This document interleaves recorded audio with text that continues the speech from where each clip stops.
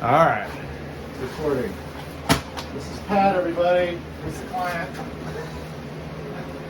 He's the unfortunate soul with the bee infestation.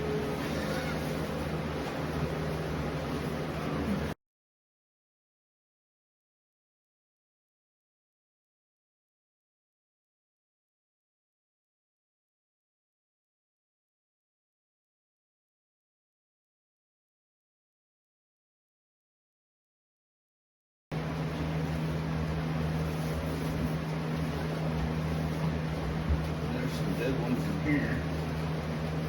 I see your little roof. I see the roofing panel. My guess, oh, there's a bee. Okay, my guess. Yeah, there's a bunch of dead ones in here. We're gonna have to cut the wall. Okay. That's mine. I think they're under the little roof. Let me push this over a little bit. I'm gonna try to stick my hand in over there or something. I can reach. I can get in that little roof. We got these, Pat. Holy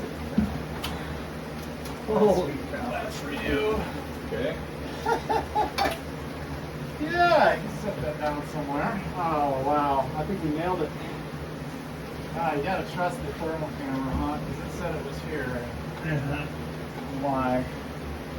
Maybe a clean clip there, just in case I get lucky. Oh my gosh! Holy cow!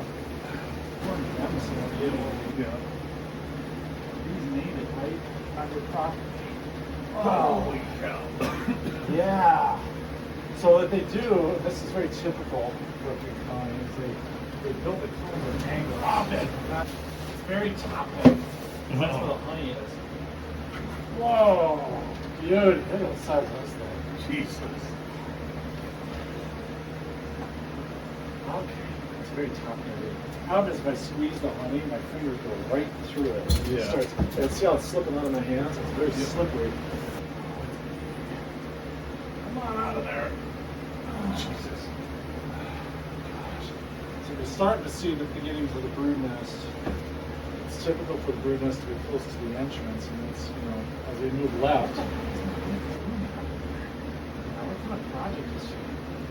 Yes. Doing? So he asked her, she's like, I didn't do anything.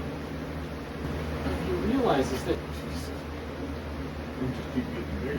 you can see how important it was to remove that 2x4. Yeah. We wouldn't be able to get these cones out of there. It'd be swearing through every cone like, God, this 2x4.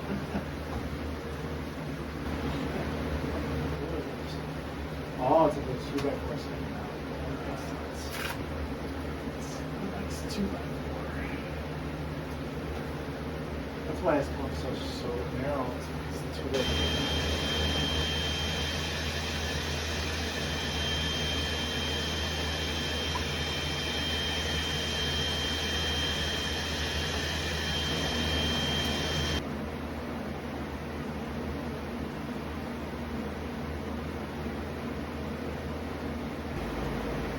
So I brought my ladder down the stairs, back outside, and I couldn't reach the roof with this ladder, but close enough. I lopped beaver on up on top of the roof. And I came back in, brought the ladder right back up the stairs, set up the ladder again, and I'm watching and using a little more beaver repellent. I see the queen. She comes in from outside.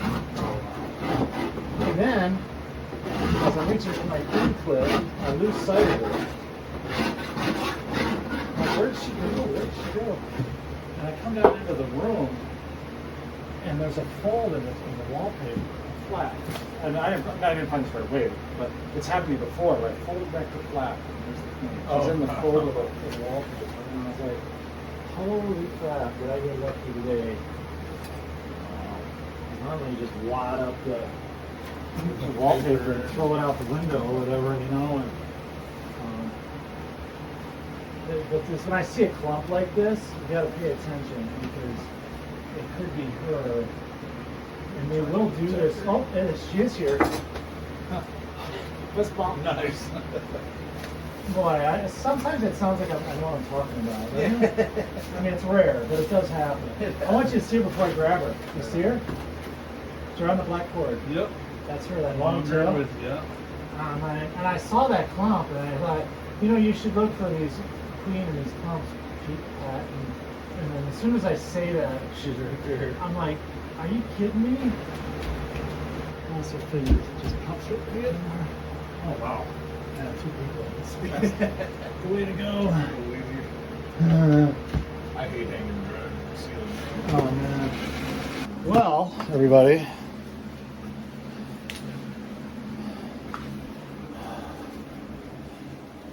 I am going to call it. We caught the queen bee. It was really exciting. I was explaining to Pat how on 2 of these removals where I dropped the queen, I found her behind like folds in the floor covering, the wallpaper in this case. And I saw that patch of bees on the grinder as well as the power cords. And sure enough, there she was. So that's it for now, the end. Well, part 2 of Pat's hive. I dumped the 2 bee vacuums. One on top of the frames where the queen, at first I checked to make sure the queen was okay. She was. Dumped the first one in front. Dumped the second vac on top. I mean, these bees look really thrilled. They're right on top of where the queen is. So they know what's up. And now we'll dump the mother load, the bee bucket. Obviously, I'm going to populate this box with frames as well because this hive certainly deserves more space. Let's just pick up this cover.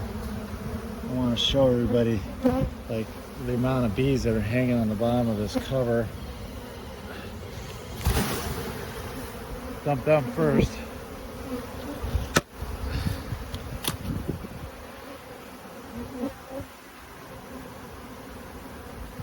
That's a sea of bees right there. And then the rest of the bees in the bucket.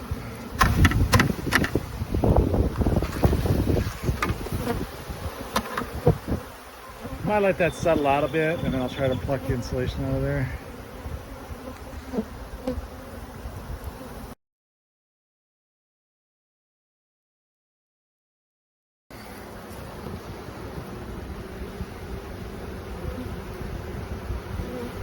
Move the bees out of the way. They really like to use the sides of the box initially.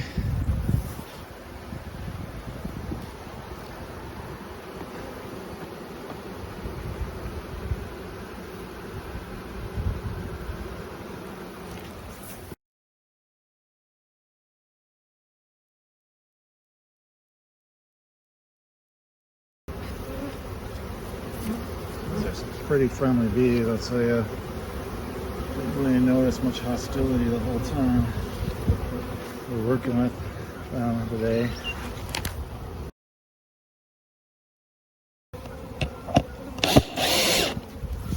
Done. There we go. Pat's Hivezilla all set up.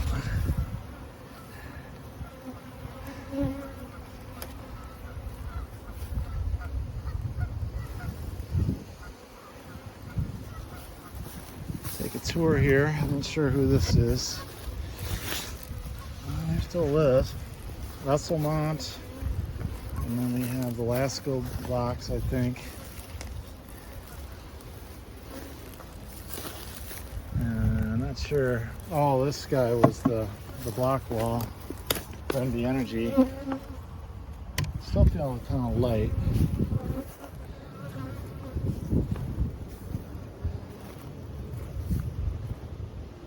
Yeah.